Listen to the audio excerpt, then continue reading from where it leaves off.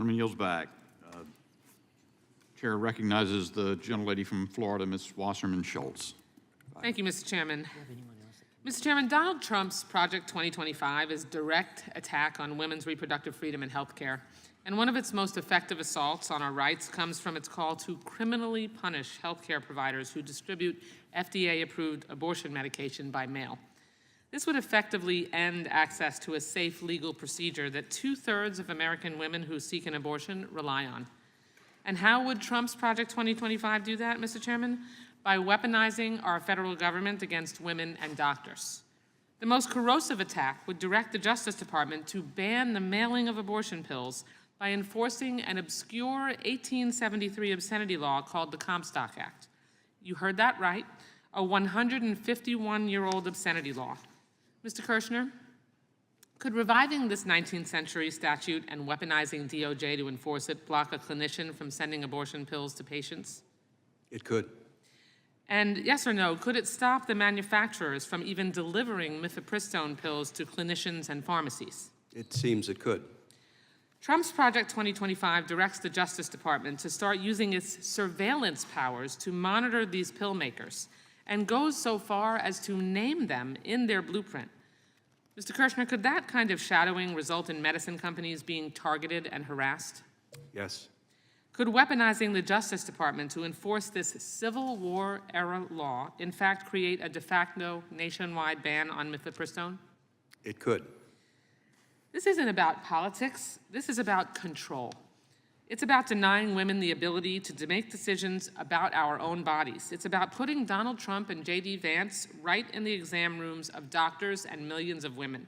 It's about punishing and even jailing doctors who provide compassionate care or loved ones who help you obtain the health care that you seek. Mr. Kirshner, I want to ask you about another way Trump's Project 2025 would weaponize our government against millions of women and doctors. The medicine we're talking about, mifepristone, has been deemed safe and effective by the FDA for over 25 years. Women in nearly 100 countries have safely used it for decades. Yet, Mr. Kirshner, Trump's Project 2025 would require the FDA to, quote, revisit and withdraw its initial approval of mifepristone, falsely claiming without evidence these drugs are dangerous and should be illegal. Would that Project 2025 agenda be based on sound medicine, science, and facts, or would it be a blatant weaponization of the FDA?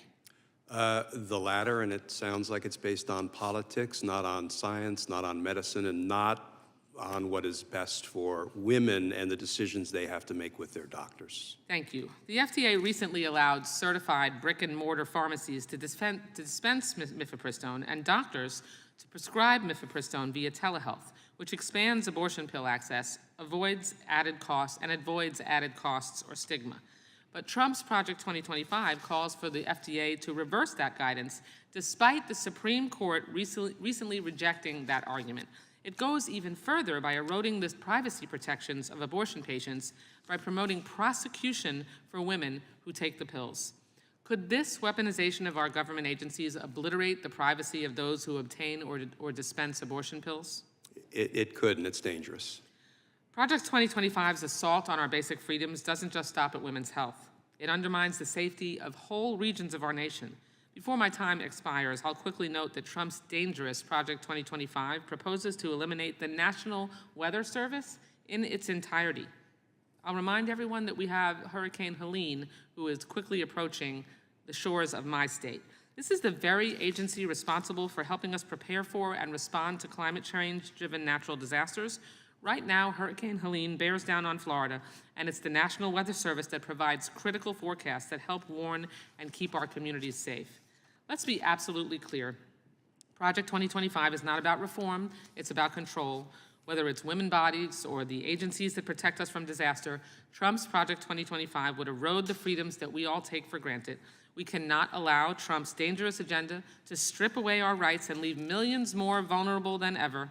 Whether it's criminalizing healthcare providers or dismantling the National Weather Service as more hurricanes threaten our coasts, Project 2025 is an existential threat to our nation's core values and safety.